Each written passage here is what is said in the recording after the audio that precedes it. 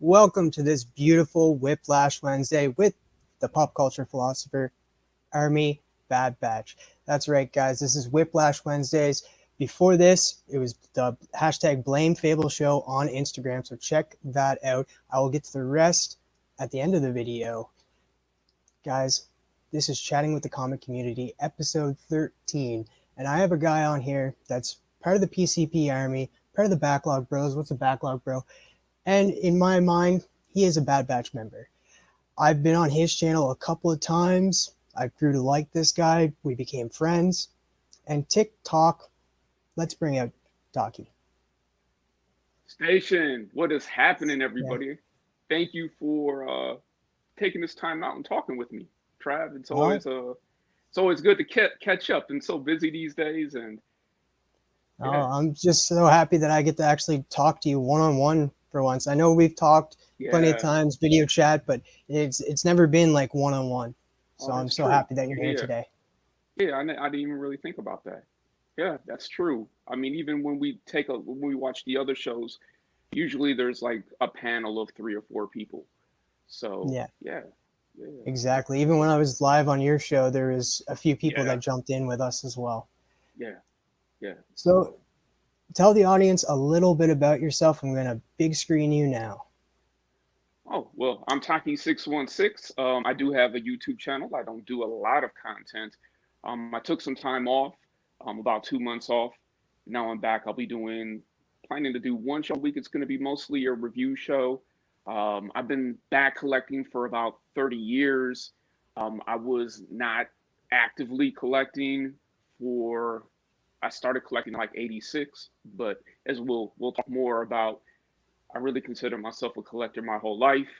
Um, so um, yeah, that's Taki 616 in a 30-minute whatever they call it, the bit or whatever, I don't know. So you've been collecting Soundbite. for a while, man. Like I know that you talk about like older DC but let's delve into like how you got started collecting.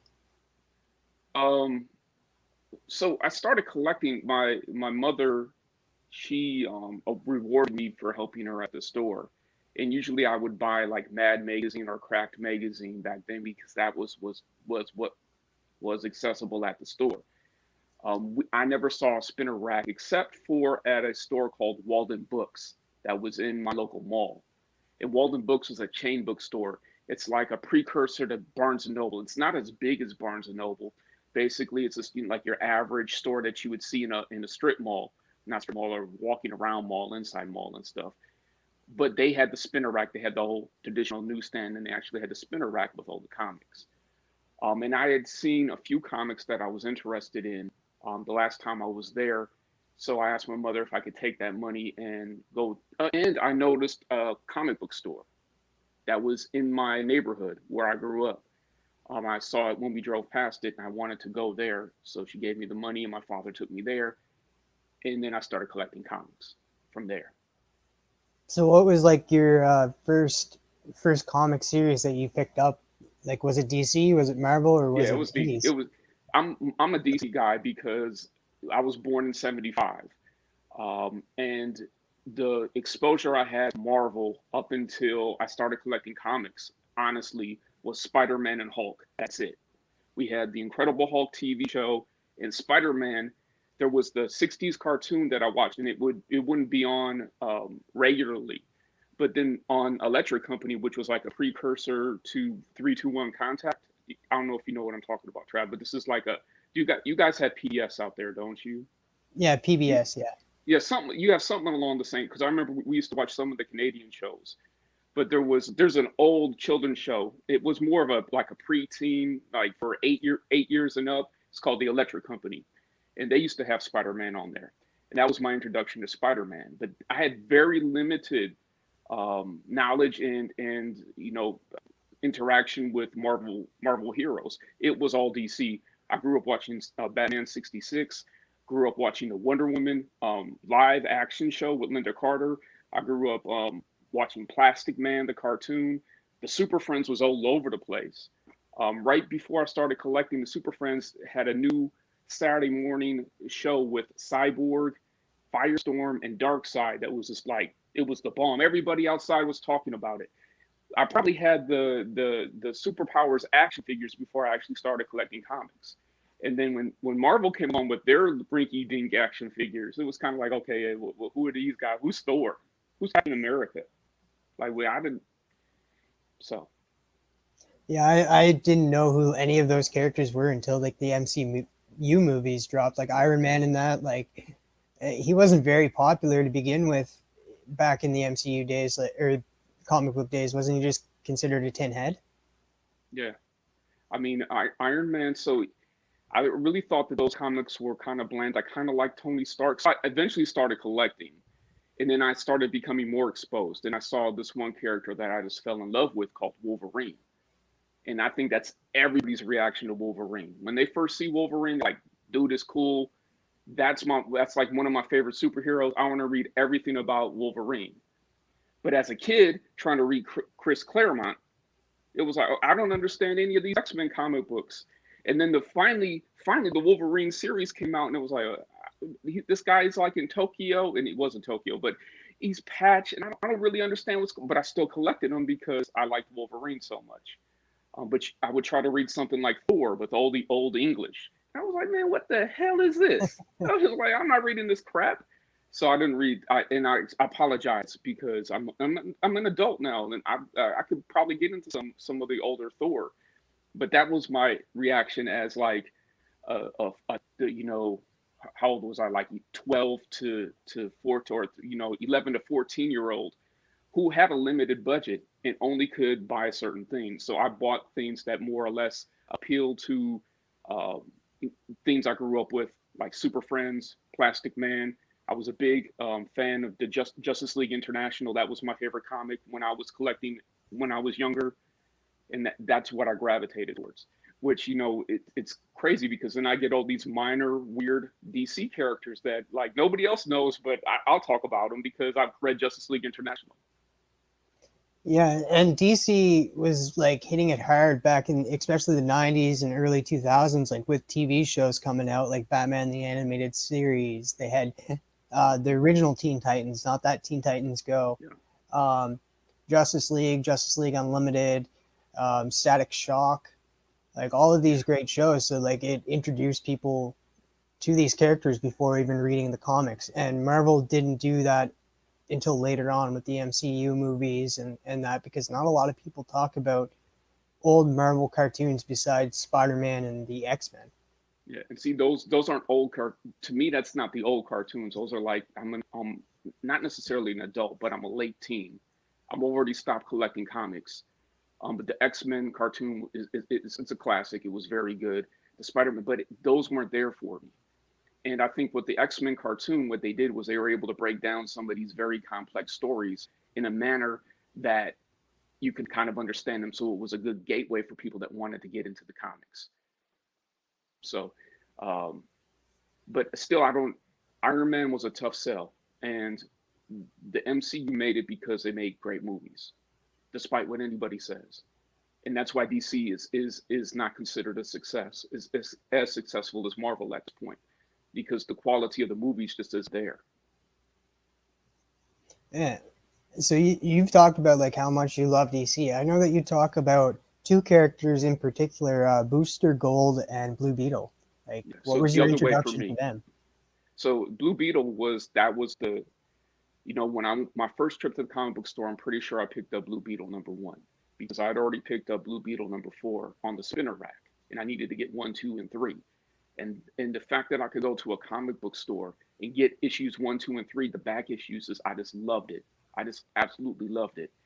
And DC was starting all over at that point. So like Superman had a #1 at that point. It was John Byrne's Man of Steel. That series was starting, so I started picking those up. Batman hadn't picked up yet, but he was just it would be only be like 2 years, and because Dark Knight Returns was out at that time, but that was even when I finally did read it right before I stopped collecting as a preteen or a teenager, it was still kind of like a little bit too much for me. But yeah, Blue Beetle was my favorite just because he was accessible, just because there was a #1. And a lot of people complain about the #1s these days, but You have to realize that number one is a jumping on point for everybody. So it's a great placeholder. Like I love the age that we're in now with Marvel, at least, and DC hasn't done this. This is one thing that Marvel has done correctly, is they'll start the series over, but then they'll put the legacy number, so you know where it's at in the continuity, so to speak. So I like that a lot. So like, have you been keeping up with Blue Beetle all this time? Like, I don't know how many Blue Beetle issues there actually is. So in my mind, Blue Beetle's dead. They still haven't. He died. There was a crisis event. It was a big deal. Infinite Crisis. It was like Zero Crisis. Or I wasn't collecting at the time, so I might be a little bit off on this. So he died. I won't say how it happened. And then somehow New 52, all of a sudden, he's walking around with Jaime Reyes.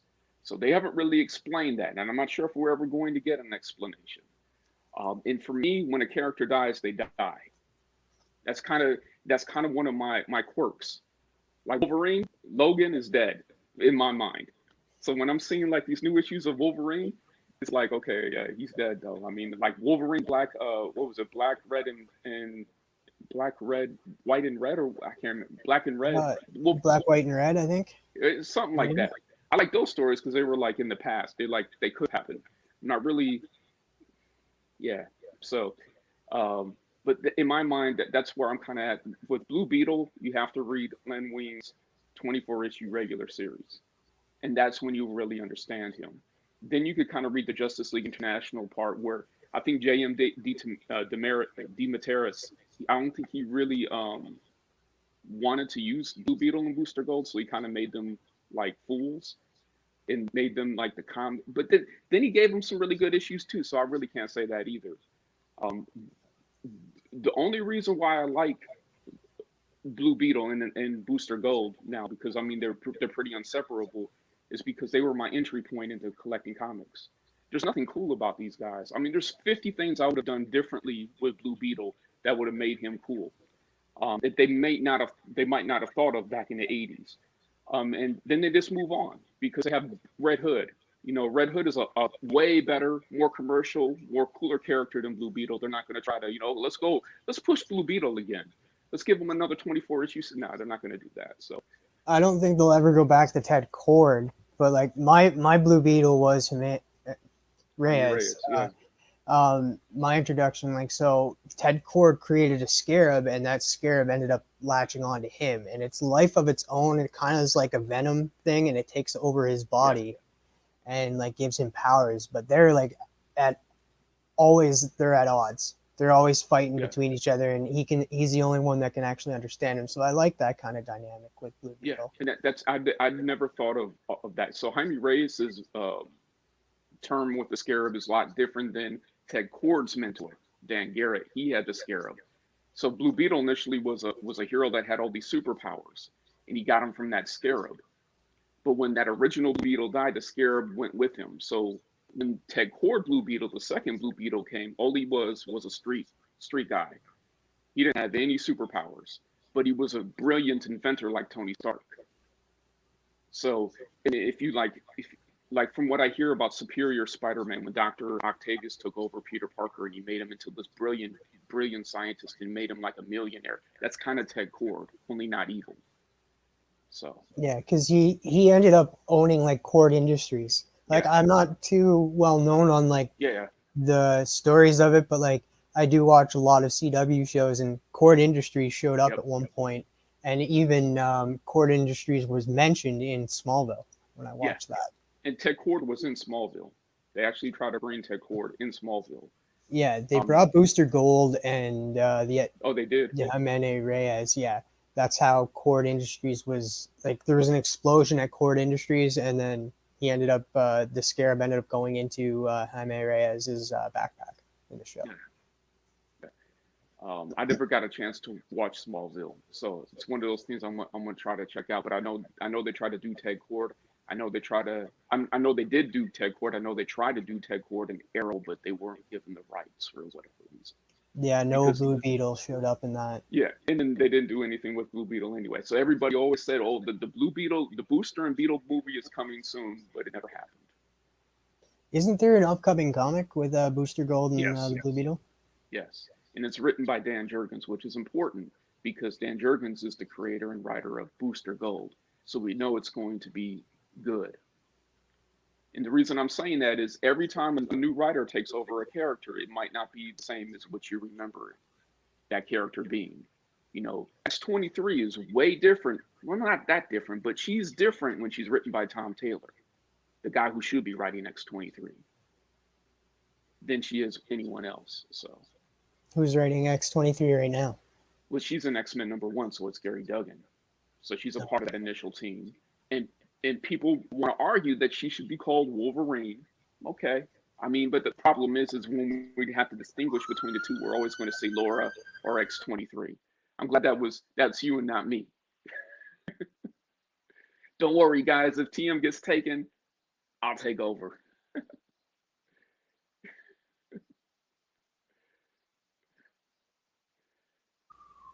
All right, it's gone. It got Yeah. louder, so I was like, I gotta pause it for a second. Yeah, no, it's cool. It's cool. I was worried about the sound from me outside, so go ahead.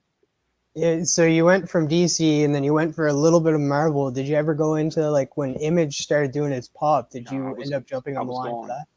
I was gone for Image. I saw the Rob Liefeld commercial, but I was in high school. I was focused on other things, and comic books, I really wasn't thinking about them at that point.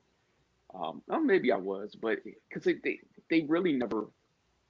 But collecting, I wasn't collecting at the time, so that's a good distinction to make. So I missed out on Image. Did you ever go back and read any Image? Oh yeah, yeah. I mean, I've watched you and Herm read Spawn, so I've tried to get into Spawn. That's I don't think you get into Spawn. I just think you read it and let things happen to you, or let the story happen. I don't think it's supposed to make sense. Um, Maybe I don't know. Maybe I need to pay more attention or something. And in modern day Image, I mean, Gideon Falls was one of my favorite titles that have been out since I've been back collecting. So, and you got Stillwater these days. You got Department of Truth. Um, so Image is like I don't even consider them an independent publisher anymore. There's so many good No. titles. Yeah, they drop a lot of great indie titles like Morning Glories, The Wicked and the Divine. I just got another one in Freebird. I think it's called from Eric, and their stories are just so much better than most indies that are out. Like some indies are like hit or miss, but Image always has those indies that just pop every freaking time. They might die down like in the halfway through, but they have a strong start. Yeah, yeah. I think there's a everybody's gravitating towards the independent market now. I think I think DC and Marvel tried to make new and innovative titles, but they didn't really succeed. So um, I think people are going more toward the new market. Yeah, yeah, like and plus I find like you could jump into a new storyline. You don't have to worry about this character taking a whole different approach than how this character would usually act. Like Spider-Man is probably the hardest to write. Like Nick Spencer is a good writer, but him on Spider-Man, it has been going down, and that's because you can only take the character so far, and then Marvel is Peter behind Parker. you saying like you can only do this with this character, you can only do Yeah, that with the character. So with indies, you have that creative freedom where you can write what you want. You don't have yeah, somebody behind you saying like, no, you can't do that. You can't take the character this way. So yeah, that's another thing why indies feel more new and better to read, in my opinion, yeah, because you don't have to worry about the bottom line. You don't have to worry about, oh, that's not my Spider-Man. Oh, that's not my Batman type deal. Like it's new yeah. characters, new background, and it's just fun to jump into. And it's not the same story over and over again. Where you get that with Peter Parker, unfortunately, because he's been around for so long, and you get that with Bruce Wayne. But I mean, and then you'll have the diehard fans who don't care. They just want their Peter Parker. They want their Bruce Wayne. They want those stories to continue, and it doesn't. And that's fine. But for me, it's kind of like I said, when a character dies, they die. You know, there should be an end point to a character. I don't want to read a character. I don't want to go back and still read about a character 30 years ago like they're still around doing the same thing that they were doing 30 years ago. That's just me though. So And I don't understand how they're going to like put out a Spider-Man title like 3 times a month now. Coming up, like they're going to be dropping a Spider-Man title 3 times a month. I don't know how they're going to do I that. mean, I get it if it's Silk, the Spider Woman, so to speak, or you get Jessica Drew, another Spider Woman, then you get Miles Morales, or Spider Gwen. I get that, um, but I don't get Peter Parker 3 times a month in different titles. And I mean, when I was younger, my favorite title for Peter Park for Spider Man was Peter Parker Spectacular Spider Man, and then I kind of liked Web of Spider Man too, but I saw that big number on Amazing and it scared me, so I kind of stayed away from Amazing. Yeah, I haven't been picking up. I barely pick up any Marvel. I'm more of DC and indie type of guy, but I think I'm going to be dropping some DC because I want to be picking up more indies because I'm enjoying them more. Yeah, And the price tag on DC is just kind of skyrocketing for a lot of titles. So I'm going to I'm, stick with I my don't main. do yeah, I don't do a lot of new books anymore. That's kind of where I've been going. Is I just wait for them to come out and trade it, and wait for them to come out not only on trade but on sale, digitally on trade. Um, and then as I read them, if there's an issue that I really really fall in love with, I'll go pick it up physically at that point. And if I have to pay So more than cover for it, I have to pay more than cover for it. But I think it's more. I get more bang for my buck in the long run. so is there any new comics that you are picking up that you Oh yeah, recommend to people? I mean something that's killing the children. We always got to start there for right now because this is the era. That's the comic that's defining this era. That's the James Tinian. So that book I'm picking up, Daredevil by Chip Zdarsky. I'm trying to finish it. And I'm saying I'm trying because I'm not sure how much longer it has to go on, like Immortal Hulk, where we know it only has 2 more issues. But people are already kind of like, okay, what's going on, Al Ewing? Wrap it up, or this issue wasn't. So I'm still picking that up. Black Widow by Kelly Thompson has been really good. So as you listen, I'm naming off all these Marvel books. Um, Black Cat. I don't know who's the writer of Black Cat though, but I like that book so far. Um, Beta Ray Bill. That's usually I don't like to buy single series, but or limited series, but that one has really captured me. Um, and then Miles Morales. But I don't know where I'm at with Miles because I don't know. We need to get going with his story. I want to see him, go to college, graduate college, age out of being Spider-Man, which Peter Parker never did. So that's kind of what I'd like to see with Miles. If Spider Gwen comes back, if they do something with her, maybe I might pick those up. Um, but those are the new Marvel books. So and I started so I can just keep going, talking and talking for a long time about. So there are some new books I'm still picking up, but um, it doesn't seem like a lot when I watch haul shows and things like that. Oh man, I see a lot of people picking up like tons of books Yeah. for hauls and that. And I'm just like, I can't do it. But like just named off a bunch of Marvel titles. It's like I thought you were a DC guy. Well, and that's the interesting thing. When I first came back, when I first started collecting, like I had Thor, like the Del Mundo Thor that he drew it, and I loved his color. So I was like, okay, if I'm gonna read Thor, this is when I'm gonna read it. So at one point I was reading, had on my pull Thor and Immortal Hulk, and I was like, if somebody would have told me a year ago that I was collecting comics again, I might have believed them. But if they told me that you were going to be collecting Thor and Immortal Hulk, I would have said never, never, because I'm a DC guy. Um, but Especially and going that's not, back to like when you were a yeah, kid, you were like reading Thor. It's like I don't want to read this, and now yeah, here you are exactly. picking up Thor. Exactly, and it's still somewhat the old English. I think Jason Aaron cleaned it up just a little bit, but that art just kind of, I just love the colors that Del Mundo used, and um, I that was a it was right before it was a series right before Donny Cates. So it was actually King Thor after that, and then Donny Cates took over. And I was reading Cates Thor for a while, but I think I'm going to jump off now. Yeah, I'm gonna end up going and reading Kate's Thor. I haven't read it yet. I have read Silver Surfer Black, and I really Yeah. enjoyed that. Yeah. I really enjoyed that. And also, I heard Thanos Wins is done by Donny Cates too, and that was really good So that's apparently. classic Cates. The Thanos story by Donny Cates is incredible. Buzzkill by Donny Cates. That's a great one. I haven't read God Country yet, but I heard nothing but good things about it. I think when all is said and done, when we take a look at his Venom run, we're going to say that it was remarkable. I'm not sure about the Thor run though. And all writers aren't good on everything. So the Donny Cates has what's the name of the Guardians of the Galaxy run that nobody really seems to talk about. I'm not saying it's bad. I haven't read it.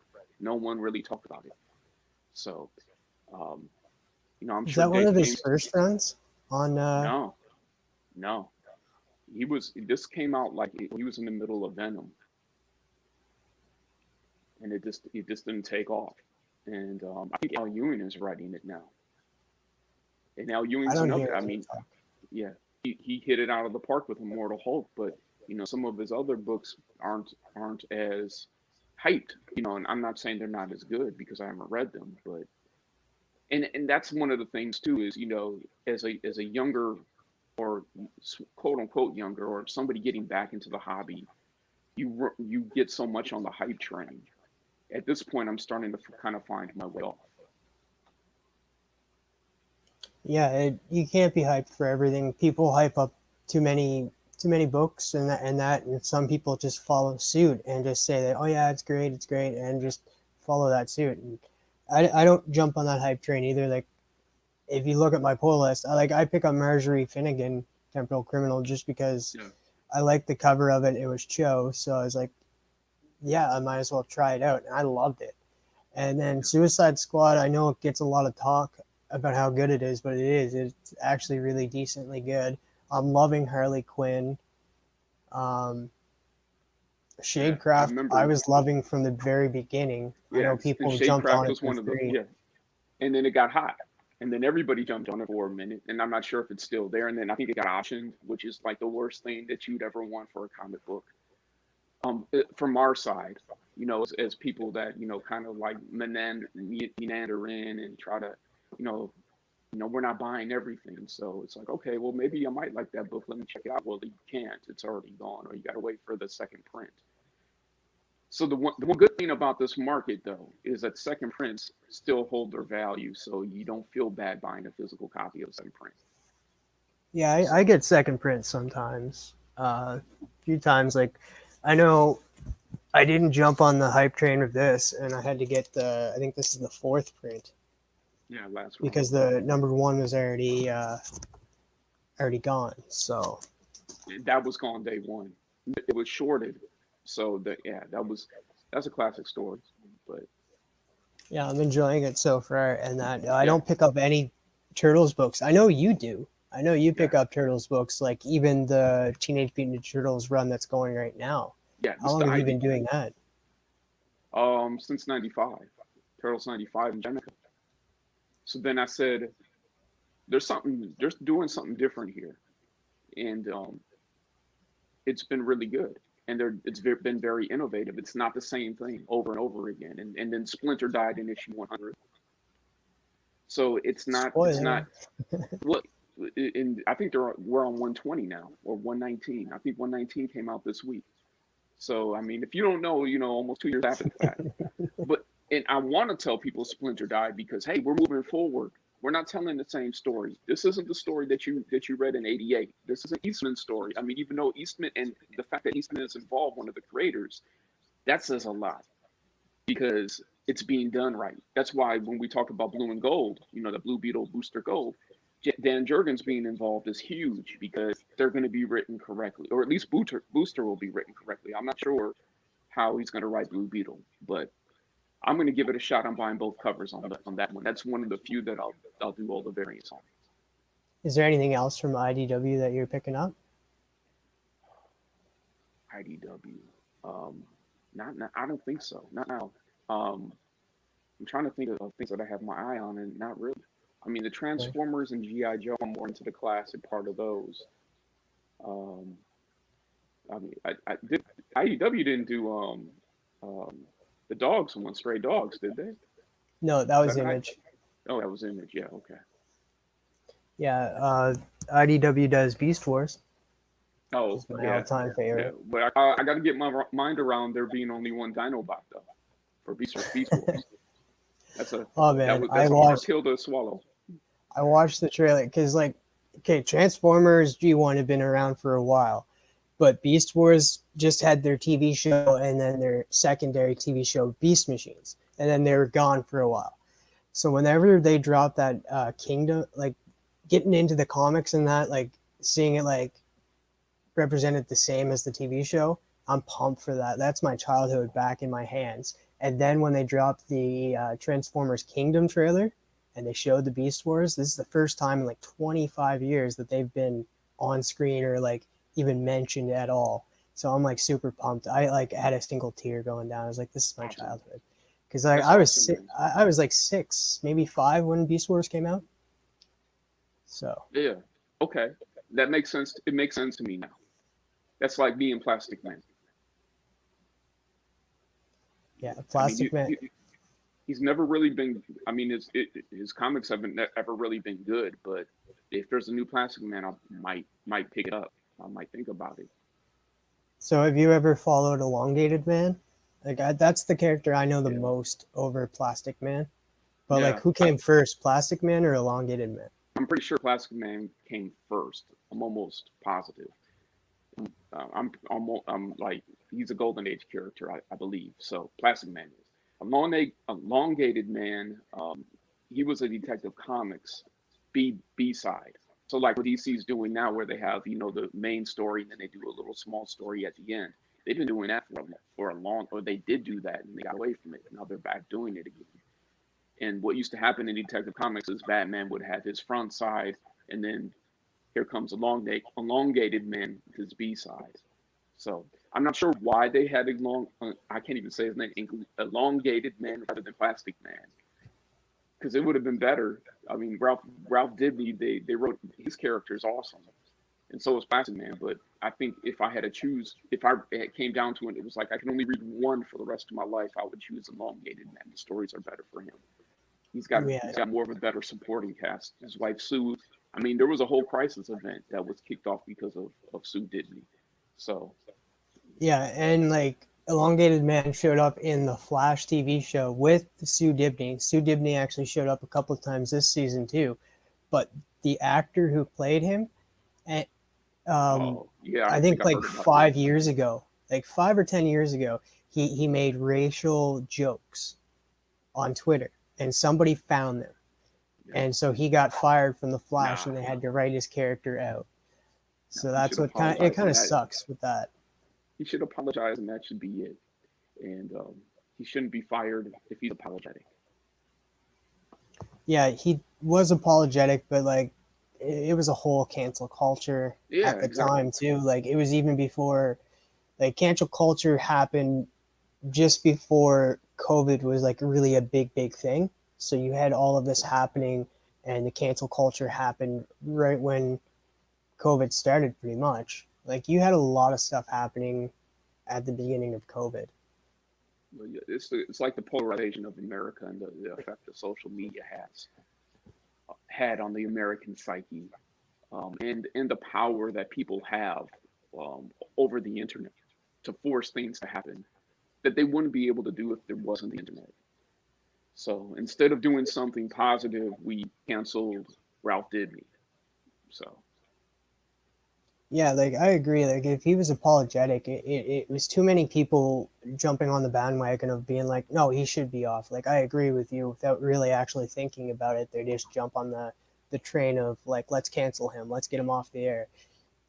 Like I get that the whole Black Lives Matter thing happened, but at the same time, that was 5, 10 years ago. Like, could you imagine like when you're if you're in your 20s and thinking it's like, oh, 10 years ago I did this. You were 10 at that time. yeah, So like you've grown from that. Like give the guy a chance to show that he grew. Like back 5, 10 years ago, racial jokes were actually a right. Like it was like kind of people were making them all the time. So for him to actually be making that racial joke, I don't even know if it was even that bad, so I can't say that. But it wasn't that bad that he couldn't just apologize and be like, I was dumb and stupid, and give him another chance. Maybe give him a break from away from the TV show, but at the same time, that whole break was happening during COVID. They had to stop production anyway. So I don't think it even crosses anybody's mind of what it was all about. They just kind of fired him and that was it. Yeah, I mean, you have to give a chance, give the person a chance to realize the mistake that they made. If they did indeed make a mistake, in this case, he most likely did, and then be remorseful about it. And if he is, then you have to accept it. And that's how, as a society, we grow. You can't just say, okay, now you can't work anymore.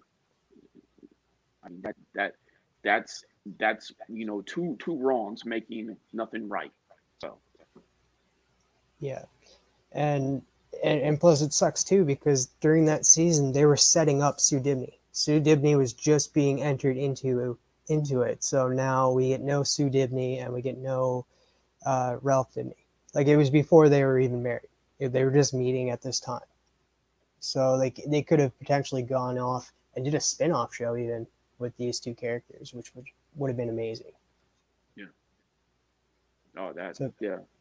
I mean, we'll see. I mean, I didn't get a chance to watch any of them, so I don't know how good they would have been. But I think I so heard Arrow started getting kind of it wasn't as good in the later seasons as it was the earlier part. So yeah, Stephen Amell wanted to end on the 7th season, and then they ended up saying like, no, we need you to come back for an 8th season, just a small arc. I think it was 10 episodes, and he even stated he's like, I'm glad I did because like that set it up a perfect Crisis on Infinite Earths type deal, and his death in it was like just amazing. I have to try to check it out if I get time. That's the Yeah, big key for it all. some of them are hit and miss because like Batwoman, I stopped after they recast for season Yeah, 2. Supergirl, I've has been a hit or miss, but I've enjoyed it. The Flash, just get past season 3, and he's fighting a non-speedster. Um, and DC Legends of Tomorrow is just a fun adventure yeah. to just watch. They don't That's take the show themselves I'll too probably watch serious. out of all of them. The Legends of Tomorrow. That's the one that attracts me the most. I never was able to get into the Flash. I never had the time to really get into it because those are 22 episode seasons too, right? Yes, Yeah, but I think they're they're good hour long. I think yeah. they're hour long TV It's like shows. Supernatural. Yes, Hopefully it's not like Supernatural where it's kind of after like season 7 it starts repeating itself. And it's like, didn't I see this before? And it's like The Simpsons too. Like if you watch they one yeah. Simpsons episode, you watch them all, and it's kind of like, I think I saw this episode before. So I watched every episode of Supernatural, like, and probably some of their best ones were like when they weren't even doing the storyline, like they were just a filler episode, and it's like the funny parts because one episode they literally did a crossover with Scooby Doo, yeah, and they went inside that's the the one I was TV. thinking of too. Yeah, that was awesome. I also I like love the one Groundhog Day one too. Those two are like my favorites. And it's the Scooby Doo one happened way later in the run, so a lot of people might have missed that. They're like, okay, Sam and Dean are doing the same thing over and over again. I'm not watching this. Hopefully, they watched the last season though. So I I the last episode kind of was a hit or miss for me, like because there's 2 episodes. There was the season finale, and then there was the um, the last series episode, yeah, finale. series finale, yeah, which it shouldn't So have done. That was a mistake. I agree with you. If that's what you meant, I think they should have just left it open because they don't know what their future holds, and I think that a supernatural movie would have been awesome. And I guess I think technically they could still do one, but yeah, because like as you know, Supernatural, you can take people from heaven and bring them back down. yeah. So Oh well, yeah. It's not the first time Dean is full spoilers. They both die though, eventually. One of them dies old, one of them dies young. So yeah, tune in and find out. yeah, you have to check out find out which brother it was So moving on to like TV, well, like since we're talking about TV shows, is there yeah, any TV shows that you loved growing up as a child? as a child. Um, wow. I'm just gonna go with Super Friends. Super Friends? Yeah, I was go with Super Friends. Did you? So you did say like you watched the X-Men, but did you end up watching like let's say Static Shock and Batman Beyond as well? No. I missed Static Shock. Shock. I did watch Batman the animated series. I was in high school when that came out. So when I'd get home from school, I put it on. I sound like a little kid. Like I put on the cartoons, but that was when I would still check out and watch. And it's crazy, uh, the things that used to happen and what me and my who me and my friends were as people, and we were sitting there watching Batman animated series. So, but yeah, that's one that I didn't miss. X Men was kind of hard because it was Saturday mornings, and I'm not sure what time I would wake up. So I think before they stopped Saturday morning cartoons, like the last year, like 2004, I was a lot older. I was like mid 20s maybe or something like that. And I used to wake up and watch. They had the Legion of Superheroes. They had a new Peter Parker and they had a new Batman. I like those. So, but no one's ever talked about them since they kind of gone away. Batman animated series revolutionized Batman Yeah, pretty much for a lot of people, and that's why a lot of people liked him. Um, I really enjoyed Batman Beyond though. It was like I didn't like the fact that there was none of the same characters as in Batman the animated series, but for a standalone Batman movie or TV show, it was pretty decently done, and the art was just amazing. And then plus you have Eric Matthews from Boy Meets World voicing Terry McGinnis, so that was just yeah. Can you hold on for 1 second? I need to put my phone on the charger. yeah, Is that going to be fine? yeah, that's fine.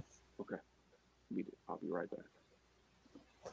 Guys, thank you guys so much for watching this show. And that Taqi will be right back. But make sure to hit that like button, subscribe if you're new to the channel, and as Big Herm Collectibles likes to say, station, ding, ding, ding, that notification bell for future videos.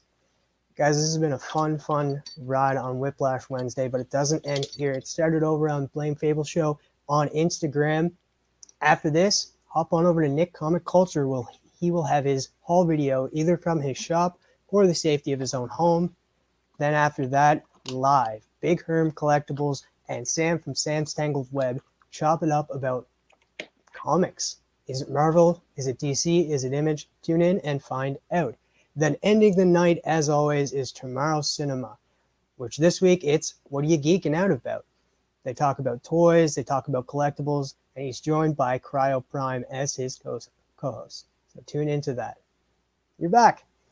Yeah, and I'm good for another hour. So I hope you guys have taken an extended lunch. We actually only have 15 minutes left. Yeah, no, it's all good. I just didn't want to go out, and then like, okay, well that's it for Taki. Again, he just disappears. But That's all right. At the end of a video I shot with Jennifer, it cuts out right at the end, and then she yeah, comes back. So I was like, oh, yeah, okay. But moving on, like you're part of the pop culture philosophy army. Like yeah, you've been watching Robbie for a while. Like, so you yourself like are a pop culture philosophist. yeah. Like, what kind of movies are you into? Like, what is like your top 10 sci-fi movies? Oh, sci-fi. So I'm more of an urban pop culture philosopher. Okay, Okay, so everybody has their own flavor. So I'm not the horror guy. I'm not the sci-fi guy. I'm trying to think of the last Star Trek run wasn't bad. Um, I if actually we're got talking into about that. cosmic and space movies, let me, yeah, that one's funny. But you want to. I'm trying to think if there was a last three movie. Um, what was the last great movie that I mean, when we talk about like my favorite movies, are talking about like we did Boys in the Hood recently. That was one of my favorites. You got I'm waiting to see if Dylan's going to do Juice because that's somehow categorized as a horror movie. So that's a street. I'm not sure if you're familiar with that. There's a movie called Fresh. That's one of my favorite movies. Um, the last I'm trying to think of the last. new movie that I saw that I really Baby Driver. You seen Baby Driver? Yeah, that was Now really good. that was awesome. Um, I so I, genres. I'm not really of a genre guy. I'm kind of like, okay, let's put it on. Let's see what happens. Um, so I watch just about anything. But the ones that I love, like that and I think the music really has something to do with it. I think that's what really attracted me to Rockin' Robbie Live was the musical aspect of the show. And the comic books, of course, but the musical aspect of the show is what makes it something that's completely different than anything else out there. Jabbar will try to do it at first with his show, and it's still kind of there. But that's the one of the most beautiful and one of the things I like the best about that show. Yeah, he delves into like the soundtracks of movies and that too. Yeah, Like they talk a little bit about that because like a soundtrack could make or break a movie. Like Transformers '86 has an amazing soundtrack, and a lot of people talk about how that the music in that is just unreal. yeah. Well, So there's for a me, Tupac movie called Gridlock that had an amazing soundtrack, but the movie was kind of and another Bullet also, and he had another movie, but I want to say I forgot the name of it. I want to say Higher Learning, but I know that's a different movie. So that happens where movies have great soundtracks, but the movie itself, people can say that about Top Gun. When people say Top Gun, I'm not thinking of course, I'm not thinking about Tom Cruise, but I'm thinking about Take My Breath Away and Danger Zone. I'm thinking of these classic songs and the scenes from those movies. I think I'm more of a music video guy than I actually am a film guy. And the problem is that I haven't watched music videos in like 25 years. So, there's not a lot of music video. Like I guess you could go on YouTube and they're still yeah, making yeah, music they videos still for are. certain songs, but we we're not we don't get it a lot of it like we used to. Like I had Much Music, which is a Canadian kind of MTV type thing. So Hmm. like we'd have music top 10 music videos. Like even when I was like 11, we still had music videos on um, Much Music and that. At that time, MTV was all strictly TV shows. But yeah, like we were. I remember growing up, and that's all I used to watch. Half the time was music videos for Much Music, and now we get But none of it. we had something similar through local airways in the city I grew up in, Milwaukee. They had like the jukebox network, and people used to call and pay to play videos, and that's where we used to watch music videos. And instead of MTV, because MTV was starting to get into live real person programming, and then that ended up because it was free. That would be on all day, so that's all that we used to watch or music videos, and then we go to Blockbuster and rent a couple movies and watch movies. Oh, So Blockbuster. yeah, We didn't Blockbuster have a was Blockbuster. We had a Jumbo Video, which Canada always doing their was own different. separate thing. But Is we ended Jumbo up getting still a around? Blockbuster eventually. Oh, you did. No, no, we had a Jumbo Video, and then we had a Blockbuster, and then those all shut down, and Yeah, we don't even have. Like you guys talk about Redbox, like I have no idea what Redbox is. yeah. I'm pretty at this point. I'm pretty much all streaming. If I have to play a DVD or a Blu-ray, I have to go look for a player. They're in my attic. Not going to dig them out. So Redbox isn't an option for me either at this point, and it hasn't been for a while. It was crazy. My first DVD player had the streaming ability built into it, and that changed everything. I ended up streaming more things on the DVD player than I actually did watch DVDs. So, and Yeah. go ahead. Oh, it's just like you have Netflix, you have Prime Video, like Amazon Prime Video, you have Disney Plus, which We Disney have Plus cable is here. going to be the next biggest thing because like they have like plans for a bunch of TV shows. Loki just ended, which was amazing. But like What If is next, Hawkeye, She-Hulk series, and I feel like they're going to be dropping movie, TV show, movie, TV show, movie, TV show. So we're going to always have Marvel. So Disney is just killing it. Plus, Disney also has the rights to Star Wars. So we're going to see a lot of series like that on there. And then whatever Pixar comes out with and whatever Disney comes out with.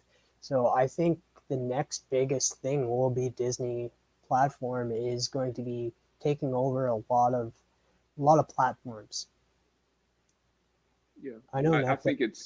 think that there's a term that people use called cord cutting. They don't have cable anymore. They're getting rid of their cable TV, but it's back because we got all these streaming services. Do you have YouTube yet? YouTube. Yeah, do you have YouTube Premium? Yeah, I'm a YouTube Premium. Yeah. No. You know, the craziest thing about YouTube Premium is I thought I would enjoy the no ads feature of it, but I actually like the music part of it the best, which is crazy. I didn't expect that at all. I like the fact that if I'm watching on my phone, I can just minimize it and go do something else while it's playing in the background. Yeah, I yeah. enjoy that a lot. That's probably the biggest feature I use. And then um, I did stop using premium for a while, and then I realized that yeah, I don't like ads. Like I didn't Yeah. realize how much that this was like it was saving me on ads. Well, I mean, the ads are one thing, but when they get to be like 25 minutes and you have to babysit your phone, like you said, you like to minimize it, or you like to. I like to also turn the screen off. And when I don't have YouTube Premium, where I decide not to renew it or what have you, and all of a sudden I'm somewhere, I'm listening, and my phone's over there, and they play a 25-minute ad. And at times you can't even tell that it's the ad. You think it's like a bit or something, or you think that they're talking about like what are they talking about? Why is Bueller talking about feminine hygiene? I don't get it. Is this a new sponsor? Like You know, like I, bullseye, pull them in. What's happening here? you just like I watched Kevin Smith's Fat Man Beyond, and all of a sudden they have like an ad for what is it that manscaping ad. Yeah, So imagine yeah. that playing during Robbie. Like Robbie, you're sponsored by Well, and Manscaping see, now. but you know, and I can see that being, I can see Robbie talking about that, and I can see Kevin Smith and Mark Bedardin talking about it as well. Oh, they So do. yeah, they They're actually, yeah, sponsored. they plug it during the show. So Yeah. you don't know sometimes, and then it's like, okay, well, why? They just got off topic, and why do they keep talking about them? Why are they trying to sell me something now? And you go look, and it's a commercial, and it's just like, okay, 20 minutes, really? Like, who has 20-minute commercials? Like, the video I wanted to watch was 10 minutes, and you're giving me a 20-minute commercial? Like, YouTube needs to Yeah, you have fix to that. skip it or it just continues to play. Like Yeah. it's unreal. And, and then what I don't know is, does the content creator get paid if you skip it? I don't know. Like, do you have to watch all 30 minutes for the content creator to get paid, or if you skip it after you gave it 15 seconds, you're good? I don't know. So I'm not even sure because I doubt anybody would be sitting there watching a commercial because they're tuning in to watch what this person has to say, not like they're supporting them by watching the channel, not by yeah, watching the ad. I would I would say that they need to fix that. Yeah, They need. I I mean, heard somebody say, there's a whole lot of YouTube ethics out there. So a lot ethical questions about YouTube. So I know that they say like it's like as soon as you have a 10-minute video, that's when you can put an ad in, okay, and some of them say that they can choose the ads that they put in. I'm not sure if everybody does this because not a lot of people are like going in and being like, all right, I want this ad for that one. But a lot of people are putting it at the end of their video, like as close as they can to the end of the video, so that way people can watch the whole video, and then that's awesome. during just before the credits. So like, because people are done watching it once the credits happen, Yeah, that's when the ad will drop, and I and, do and a notice lot of that. Yeah, I notice on some shows that it's more ad friendly, so to speak, than others. Where it doesn't seem like I'm getting a lot of ads. And some videos that I click on, it's like every 2 minutes there's an ad, and I'm just like, okay, after the second ad, I'm done, I'm out. Unless you're telling me the best thing I've ever heard in my life, and I need to keep going, and it's worth me sitting here baby my phone and hitting next or skip video, what have Yeah, I know. I know if you don't monetize yourself, or they just do it automatically, and you. Yeah, that's the that's that's the where you ethical see thing. like that's where you see the every 2 minutes there's an ad, because they Yeah, didn't, because even if you don't decide, be like, okay, I'm not going to monetize my channel, YouTube does it anyway and puts the ads wow. in there and stuff. So you can either monetize your channel and get paid for what you're doing and have control over where you want to put your ads, or YouTube's just going to do it anyway and put like 15 ads in your video instead of just the one that you put. That's, I know that's a lot of why John's Comics with Kids Yeah, ended up monetizing, because he's just like, yeah, well, if they're gonna throw the ads in here and I can't control it, I might as well do it. Because Euler had to pretty much like talk to him and be like, hey, you should do it, because like either or, if you don't, they're just still gonna put the ads in there and you're gonna have yeah, no control. yeah. So he ended up monetizing. I mean, that's what some people's goal is with YouTube, um, and that's cool. That's cool. I wish them all the best. I hope when they get there, if they're not already there, that it still is what it was. Um, so there's been a lot of people that have done really well, like Jim. Jim was able to pay off his house, pay off his mortgage with YouTube. So it's out there. It's just a lot of hard work. It's a marathon, and it takes a long time, and then it doesn't For because some that's people, life. they go Yeah, up. and that's actually what everybody's waiting for that shot. If you get that shot, then you're in the algorithm and you're good to go. And that's what everybody's working towards, and you got to be ready when it comes. Yeah, you can't just change your channel like structure, like this is your channel, and that just because you're made it big, you got to continue to be the same. And that, like, do kind of do what you usually do, because like I know with me, like I put out reviews that I want to do. I I talk to Kickstarters. I sit down with creators that I want to, that I enjoy and stuff. So this platform has given me that, and it introduced me to so many more people. So when that time comes that I do get monetized, if it ever comes, I'm probably still going to do the same thing that I'm doing, because that's how my channel was started, whether I'm monetized or not. Yeah, I mean, I already, it doesn't matter to me if I get to 1,000 or not, or what have you. I got two goals, and I've already made one of them, and I don't even have 100 subs yet. The second one is, I would like uh, companies to start sending me their books so I can review them. That's my second goal.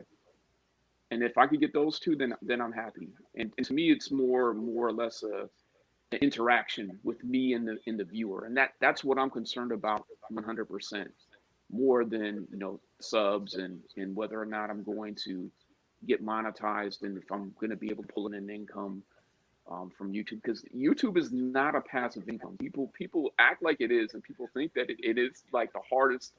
It's like the worst job you're ever gonna have, even though you love it, and you do it because you love it. And people that don't love it, that are doing it for other reasons, they don't last, unfortunately, and they get burnt out, and you get burnt out too. Even if you're doing it the right way, you still end up getting burnt out. And the only reason Yeah, why I'm saying this is I've been watching. I mean that's what brought me back into comics was YouTube. I came in through YouTube. I came in through comics explaining, comic story, and variant. And I'm watching these channels, and I've seen a lot of people come and go, and I see it, it's crazy now because I'm locked in this segment of the comic book YouTube community, that I see guys from outside, like all of a sudden they pop on the scene and they got like 6,000 subs. I'm like, dude, where you been? I never seen your video ever, and you got 6,000 subs. yeah, I don't So understand how half of them are even getting there, because like you don't see them at all, and then all of a sudden they're just, or you do see them, and like 2 months ago they're at 200, and now here they are at 2K. You're like, what well, just happened? there's a way to get from 200 to 2K real fast, but it doesn't necessarily mean it's going to pay off for you in the end.